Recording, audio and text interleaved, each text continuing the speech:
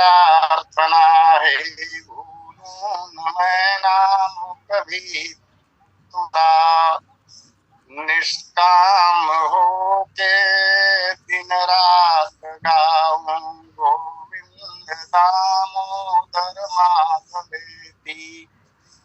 देहांत काले मम साम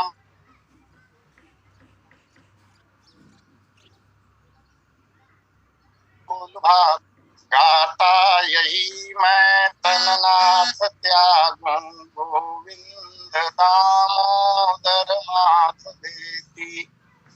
याज्ञवल्क्य भरद्वाज मुनि उमा समेत महेश, बंदौ तुलसीदास पुनि कागभूषुंड खगेश। सिया मांडवी उर्मिला श्रुति कीरति बरबाम। चार ललन चारो लली तुलसी करत प्रणाम। जानकी जीवनम वंदे मांडवी प्राण वल्लभम। उर्मिला रमणम वंदे कीर्तिकांतम नमाम्यहम्। बालचरितो हरि बहुविधि कीन्हा। अति आनंददा सनक दीन्हा। गुरु गृह गए पढ़न रघुराई। अल्पकाल विद्या सगुआई। बोलिए सियावर रामचंद्र की जय। अनंतानंत अनंत कोटि ब्रह्मांड नायक अकारन करुणा वरुणालय मर्यादा पुरुषोत्तम त्रिभुवन मोहन मेरे इष्ट श्री सीतारामचंद्र जी महाराज श्री राम कथा के आद्याचार्य भगवान भूत भावन शंकर जी, श्री सीताराम जी के चरण कमलों में नित्य अनुराग रखने वाले हनुमान जी महाराज, कालजयी ग्रंथ श्रीमद रामचरितमानस के प्रणेता पूज्यपाद गोस्वामी जी महाराज, श्री राम कथा सत्संग लिंक से जुड़े हुए समस्त समादरणीय महानुभावों, अर्चनीय वंदनीय पूजनीय माताओं तथा बहनों, इस पावन कार्यक्रम के संयोजक एवं संचालक आदरणीय पटेल जी, प्रथम लिंक के वक्ता आदरणीय पूज्य बड़े गुरु जी एवं तृतीय लिंक में जिन्हें हम सुन पाएंगे बहुत ही आदरणीय भाई देशमुख। आइए प्रभु की असीम अनुकंपा से जो समय हमें प्राप्त हुआ है उस समय का सदुपयोग करने का प्रयास हो। श्रीमद रामचरितमानस के 84 प्रसंगों में से छठवां प्रसंग, जिसके संबंध में गोस्वामी जी महाराज ने कहा बाल चरित हरि बहुविधि कीन्हा, भगवान की बाल लीला अथवा बाल चरित्र का वर्णन और भगवान के बाल चरित्र के अंतर्गत प्रथम दोहे के पश्चात, अथवा ऐसा भी कह सकते हैं श्रीमद रामचरितमानस के दोहा क्रमांक 203 के पश्चात की यह पंक्ति, जहां कवि कुलभूषण गोस्वामी जी महाराज ने कहा गुरु गृह गए पढ़न रघुराई, अल्पकाल विद्या सब आई। भगवान का यज्ञोपवीत संस्कार हो जाने के पश्चात, इसके पहले भय कुमार जब वही सब भ्राता दीन जने वो गुरु पितु माता, यह पंक्ति आई थी। और यज्ञोपवीत संस्कार हो जाने के पश्चात भगवान अपने सभी भाइयों के साथ, यद्यपि यहाँ गुरु गृह गए पढ़न रघुराई कहा, रघुराई तो चारों भाई है। प्राय कथाओं में या लीलाओं में रघुराई शब्द का संबोधन श्री रामचंद्र जी महाराज के लिए होता है, लेकिन चारों भाई रघु वंश में उत्पन्न हुए हैं, इसलिए यहाँ रघुराई का ग्रहण चारों कुमारों के रूप में होगा। गुरु जी के घर में गए, पढ़ने के लिए गए और अल्पकाल विद्या सब आई। गुरु जी के यहाँ विद्या पढ़ने गए, अल्पकाल में ही, अत्यंत थोड़े समय में ही सारी विद्याएं भगवान के पास आ गई। यहाँ आई शब्द अत्यंत महत्वपूर्ण है। अल्पकाल विद्या सब आई, सारी विद्याएं ही प्रभु को खोजते हुए आ गई। सामान्य तौर पर सांसारिक लोग जिस तरह से विद्या प्राप्त करते हैं, इस तरह श्रम करके, परिश्रम करके, मेहनत करके, प्रयास करके भगवान को विद्या प्राप्त करने की आवश्यकता नहीं हुई। गुरु गृह गए पढ़न रघुराई। पुराने दिनों में विद्या प्राप्त करने की रीति यही हुआ करती थी। बालक गुरु जी के आश्रम में जाते थे। आजकल स्कूल व्यवस्था है, पहले गुरुकुल की व्यवस्था होती थी। तो गुरुकुल में गए और ऐसा वर्णन भी प्राप्त होता है कि गुरु वशिष्ठ जो थे वो उन दिनों में कुलपति कहलाते थे। ऐसा वर्णन प्राप्त होता है कि जिन आचार्यों के आश्रम में सदैव कम से कम 1000 स्नातक विद्याध्ययन करते थे, ऐसे आचार्य को कुलपति कहा जाता था। गुरुदेव वशिष्ठ कुलपति थे और विद्याध्ययन की दृष्टि से गुरु जी के केवल एक आश्रम नहीं थे, अनेक आश्रम संचालित हो रहे थे और विभिन्न क्षेत्रों के बच्चे गुरु जी के यहाँ जाकर विद्या प्राप्त करते थे। आश्रम में रहकर गुरु महाराज की सेवा शुश्रूषा करना, अखंड बाल ब्रह्मचर्य व्रत का पालन करते हुए गुरु के चरणों की छाया में बैठकर बच्चे उन दिनों में वेदादि शास्त्रों का अध्ययन करते थे और विद्या पूरी हो जाने पर गुरु जी महाराज को गुरु दक्षिणा चुकाकर और तब अन्य आश्रमों में प्रवेश पाने के लिए गुरु आश्रम को छोड़कर निकलते थे। यहाँ गुरु के रूप में ग्रहण होता है गुरुदेव वशिष्ठ ही। गुरुगृह अर्थात भगवान वशिष्ठ जी के यहाँ गए और वशिष्ठ किसी विशिष्ट व्यक्तित्व का नाम है। ऐसा भी पढ़ने को या सुनने को मिलता है कि उन दिनों में गुरुदेव वशिष्ठ जैसा ऋषि, वशिष्ठ जैसा ब्राह्मण, वशिष्ठ जैसा ज्ञानी जगत में कोई था नहीं। ऐसे श्रेष्ठ गुरु के आश्रम में, और वैसे भी रघुकुल के पुरोहित थे महाराज। जहां तक जानकारी है इक्ष्वाकु वंश से, महाराज इक्ष्वाकु का जब शासन चला तब से ये राज पुरोहित बने हुए। तो उनके यहाँ गए वशिष्ठ जी, ब्रह्मा जी के 10 मानस प्रजापतियों में से एक, और ये ब्रह्मा जी की प्राण वायु से उत्पन्न हुए थे। बड़े ही सुयोग्य आचार्य कर्दम प्रजापति ने, उनकी 9 कन्याएं थी। कर्दम प्रजापति की 9 कन्याएं, उनमें से 8वें क्रम की कन्या जिनका नाम था अरुंधति, वह कन्या गुरुदेव वशिष्ठ को ब्याह दी थी।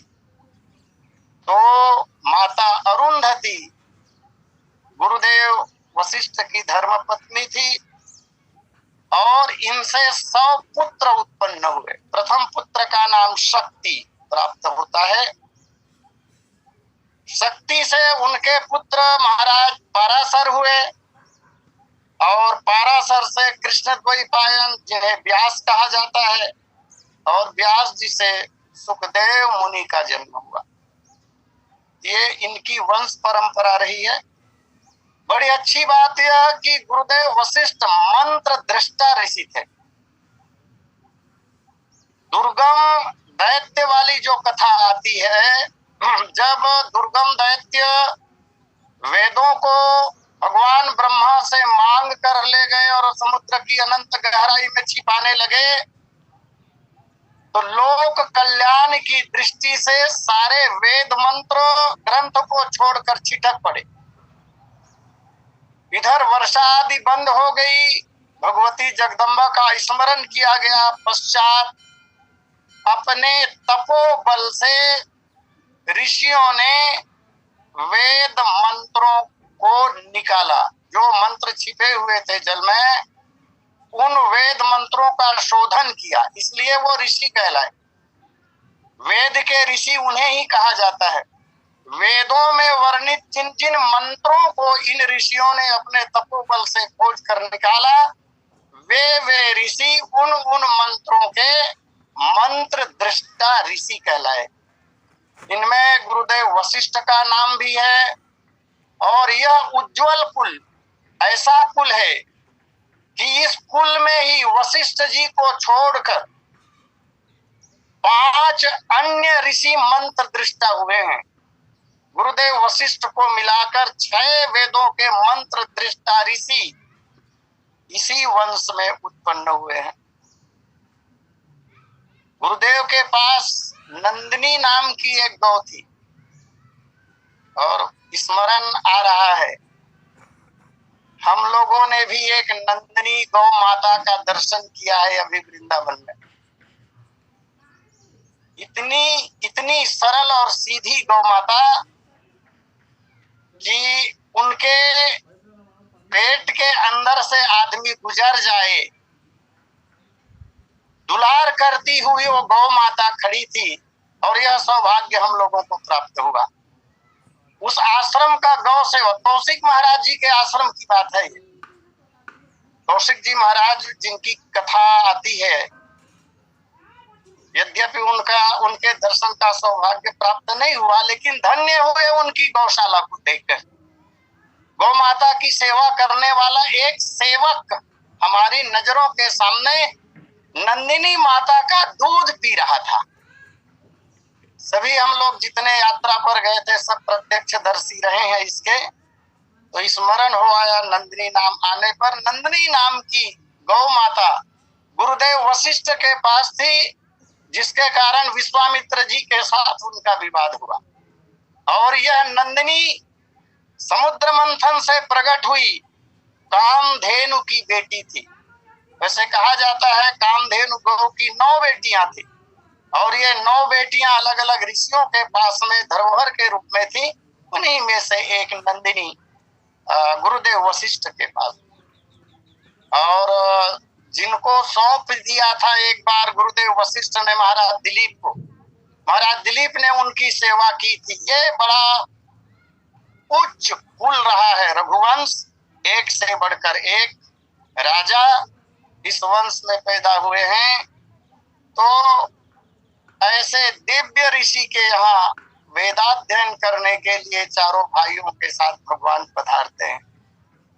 गुरु की सेवा भगवान से अच्छा भला कौन कर सकता है। जिनकी सांसें ही वेदों की ऋचाएं हो, जिनकी सांसों से वेद प्रकट हुआ हो। वेद अपौरुषेय कहा जाता है, वेद की रचना किसी ने नहीं की है। यद्यपि सुनने में ऐसा कभी कभी आ जाता है कि वेदव्यास जी ने वेदों की रचना की। वेदव्यास जी ने वेदों की रचना नहीं की, वेद मंत्रों का विस्तार किया। वेद स्वयंभूत है, जैसे ईश्वर स्वयंभूत है, जैसे सनातन धर्म स्वयंभूत है, जैसे माया स्वयंभूत है, जैसे जीव स्वयंभूत है। इनको बनाता कोई नहीं है। शरीर को भगवान बनाते हैं ब्रह्मा जी, ये बात अलग है, लेकिन ये सब स्वयंभूत है। तो वेदों के मंत्र दृष्टा ऋषि कुलपति गुरुदेव वशिष्ठ के आश्रम में सभी भाई पढ़ने के लिए गए। अल्पकाल विद्या सब आई। बहुत अल्प समय में ही सारी विद्याएं भगवान के पास आ गईं। रामचरितमानस जी की बहुत सी टीकाएं हुई हैं। उनमें एक टीका है जिसका नाम है भाव प्रकाश टीका, और भाव प्रकाश टीका के टीकाकार हैं श्री संत सिंह जी पंजाबी। ग्रंथों में उन्हें पंजाबी जी के नाम से जाना जाता है। उन्होंने अल्पकाल का एक विशिष्ट अर्थ किया है। अब अल्पकाल कह देने से ठीक है, पर्यायवाची थोड़े दिन, कम समय, तो लेकिन कम समय मतलब कितना, कितने दिन, यह एक प्रश्न पैदा होता है। तो भाव प्रकाश टीका के टीकाकार ने अलप काल का अर्थ 8 दिन किया है। वो कहते हैं कि भगवान ने सारी विद्याएं 8 दिन में प्राप्त कर ली। सारी विद्याएं आ गई भगवान के पास। अलप काल विद्या सब आई, सभी विद्याएं आ गई। अब सभी विद्या कह देने से बात तो खत्म हो जाती है बहुत संक्षेप में, लेकिन विद्या होती है 14 प्रकार की, अर्थात 14 प्रकार की विद्याएं भगवान के पास आ गई। अब इसकी व्याख्या भी थोड़ी लंबी है। 14 विद्याएं कौन कौन सी है, यह एक प्रश्न बनता है। तो 14 विद्याओं में एक तो है वेदांग। अंगानि वेदाश्चत्वारो मीमांसा न्याय विस्तर पुराणम धर्म शास्त्रम च विद्या हेतांश चतुर्दशा 14। पहला है वेदांग। वेदांग का तात्पर्य है वेदों के अंग। और ऐसा नियम है, ऐसा पढ़ने को मिलता है कि वेद पढ़ने के पहले वेदांग को पढ़ना जरूरी, क्योंकि वेदांग में वेद कैसे पढ़ा जाए ये समझाया गया है। अब कैसे पढ़ा जाए वेदों को, यही बात समझ में नहीं आई और सीधा वेद अगर पढ़ने लगे तो फिर बात तो बनने वाली नहीं है। जैसा कि आज हम लोग पढ़े लिखे लोग हैं, वेद क्यों नहीं पढ़ सकते? अरे भाई, जो नियम है वेदांग को समझे बिना, वेदांग को जाने बिना वेदों को नहीं जाना जा सकता। कौन सा स्वर उदात्त है, कौन सा स्वर अनुदात्त है, ये कैसे जानेंगे? सीधे वेद को पढ़ने पर इस अक्षर को जोर से गाया जाएगा, कहा जाएगा, इसे धीरे से कहा जाएगा, और इसी में सब गड़बड़ हो सकता है, परिणाम बदल सकता है। इसकी भी कथाएं प्राप्त होती हैं। तो सब विद्या कहने का अर्थ है 14 प्रकार की विद्या। 14 से आगे कोई विद्या होती ही नहीं है। 14 विद्याओं के अंतर्गत ही समस्त ब्रह्मांड की सारी विद्याएं आ जाती। अब अभी चर्चा चल रही थी वेदांग, तो वेदांग कोई एक ग्रंथ नहीं है, वेदांग 6 हैं। वेदांग 6 हैं, वेदों के अंग 6 प्रकार के कहे गए हैं, और इन वेदांगों को ही शास्त्र कहते हैं। पढ़ने सुनने में बार बार ये बात आती है, शास्त्र में ऐसा लिखा है, शास्त्र में ये कहा गया है, शास्त्र ने ऐसा कहा। तो यहाँ शास्त्र का तात्पर्य वेदांग से ही है। अब अन्य बहुत से ग्रंथ और मिल जाएंगे जिनके साथ शास्त्र जुड़ा हुआ होता है। अब कोई कहे कि राजनीति शास्त्र, अर्थशास्त्र, रसायन शास्त्र, ये भी शास्त्र है, लेकिन हमारे धर्म ग्रंथों की भाषा में ये शास्त्र नहीं है जिस पर चर्चा चल रही है। उन अर्थों में वो शास्त्र होंगे, यहाँ है। लेकिन यहाँ जब वेदांग की बात कही गई तो वेदांग के अंतर्गत 6 शास्त्र आते हैं। उसमें पहला है शिक्षा, पहले नंबर पर है शिक्षा, दूसरे नंबर पर है छंद, तीसरे नंबर पर है कल्प, और चौथे क्रम में है ज्योतिष, 5वें क्रम पर है निरुक्त, और 6वें क्रम पर कहा जाता है व्याकरण। और बहुत संक्षेप में इनके विषय क्या है ये मैं निवेदन करना चाहूंगा। वेदांग का पहला जो अंग है उसे कहते हैं शिक्षा। इस ग्रंथ में वेदों के पाठ की विधि बतलाई गई।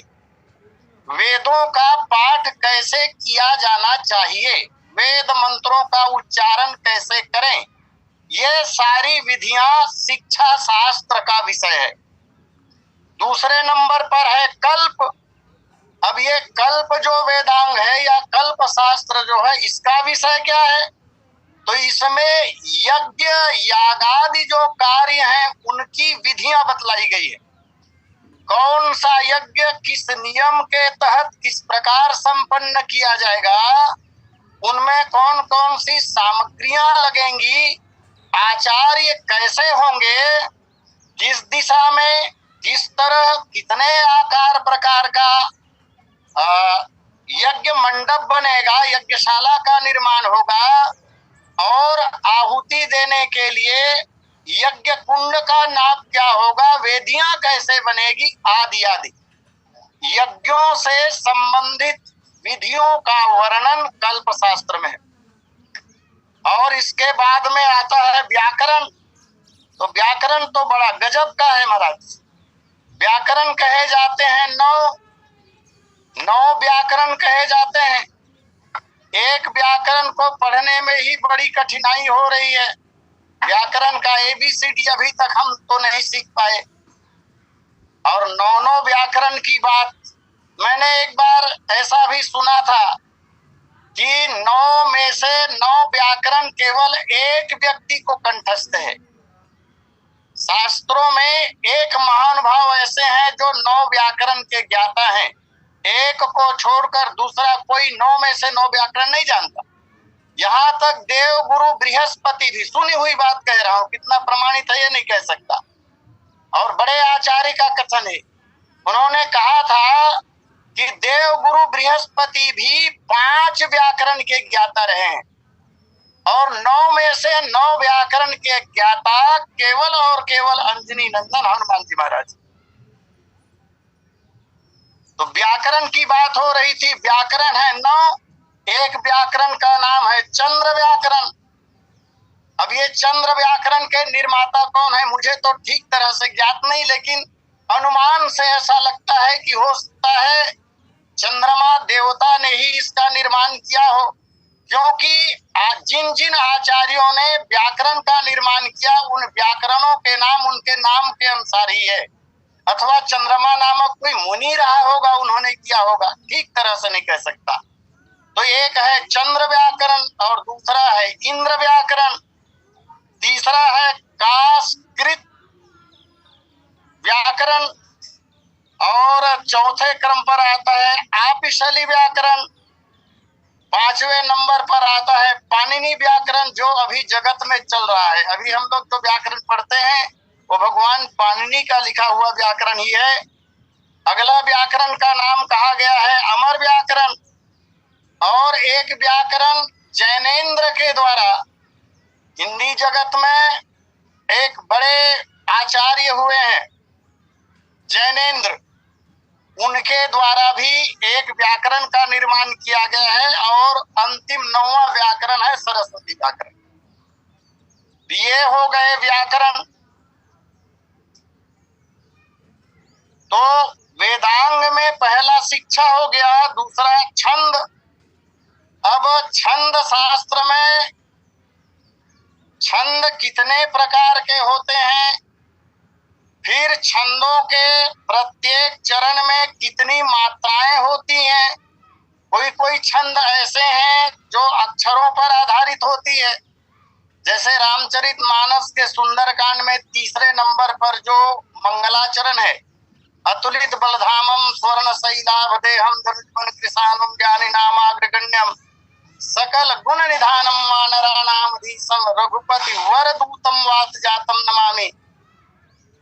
यह श्लोक मंजुमालिनी छंद में निबद्ध है, और श्लोक में 4 चरण होते हैं, प्रत्येक चरण में 15 वर्ण होते हैं, अक्षर होते हैं।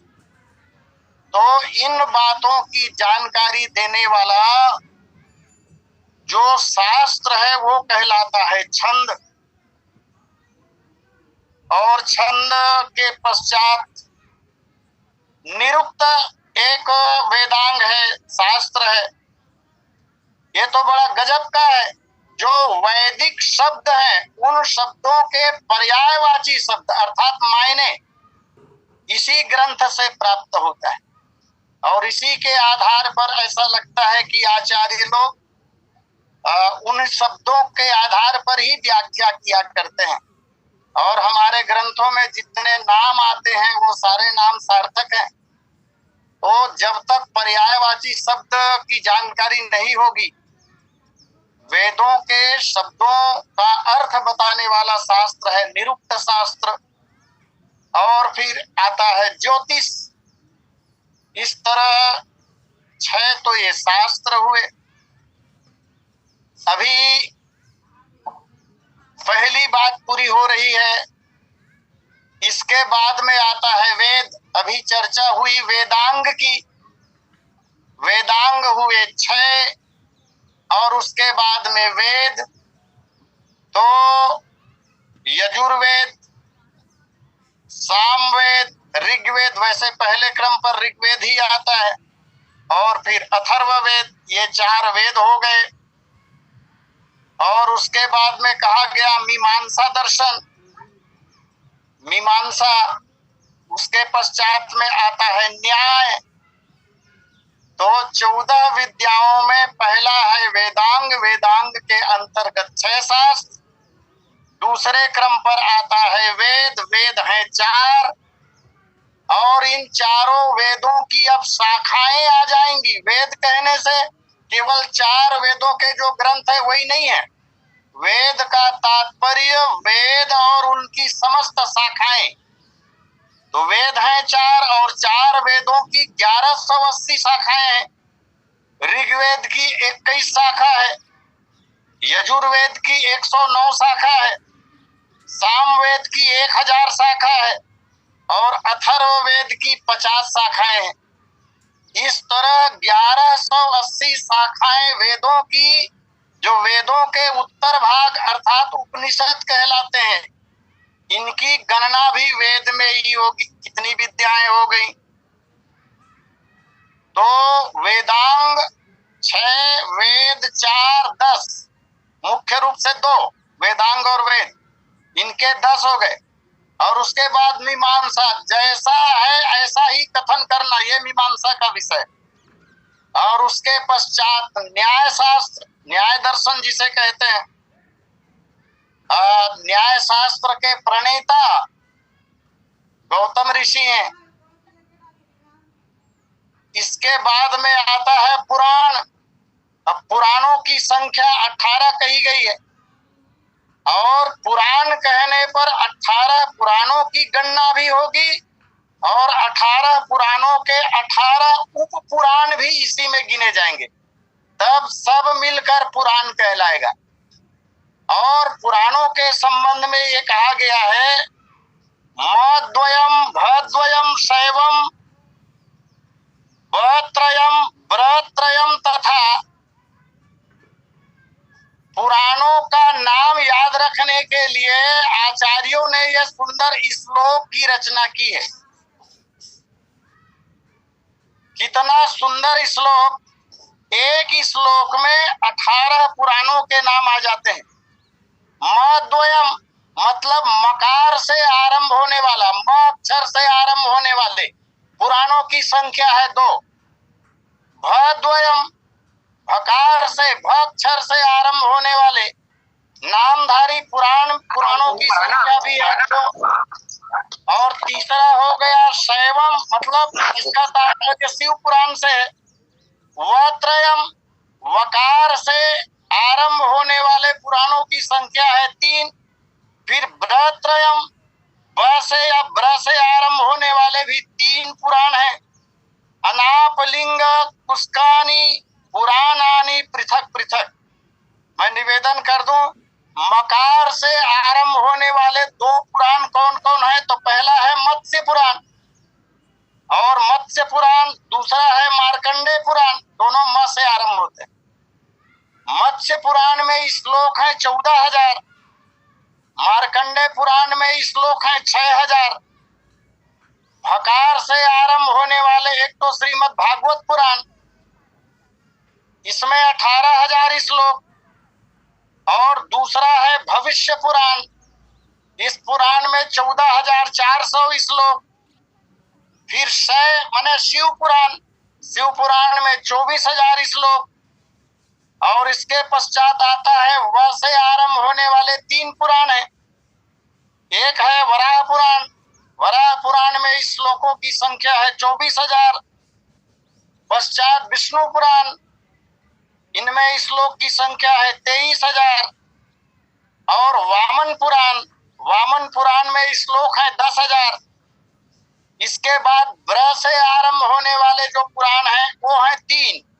एक है ब्रह्मांड पुराण 12,000 श्लोकों वाला, फिर ब्रह्म पुराण, इसमें 10,000 श्लोक है, और ब्रह्म वैवर्त पुराण, इस पुराण में 18,000 श्लोक है। अगला क्रम में आता है अग्नि पुराण, इसमें 15,400 श्लोक। पश्चात नारद पुराण 25,000 श्लोक, बहुत गहन है। नारद पुराण में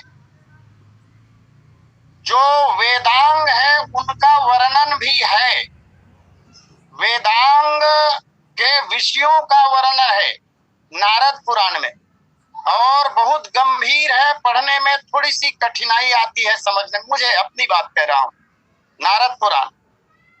इसके पश्चात है पद्म पुराण, इसमें 55,000 श्लोक। फिर लिंग पुराण 11,000 श्लोक, गरुड़ पुराण 15,000 श्लोक, कूर्म पुराण 70,000 श्लोक, और स्कंद पुराण, ये 18 पुराणों में सबसे ज्यादा विस्तार वाला, सबसे ज्यादा विस्तृत पुराण है स्कंद पुराण। इसमें 81,100 श्लोक हैं।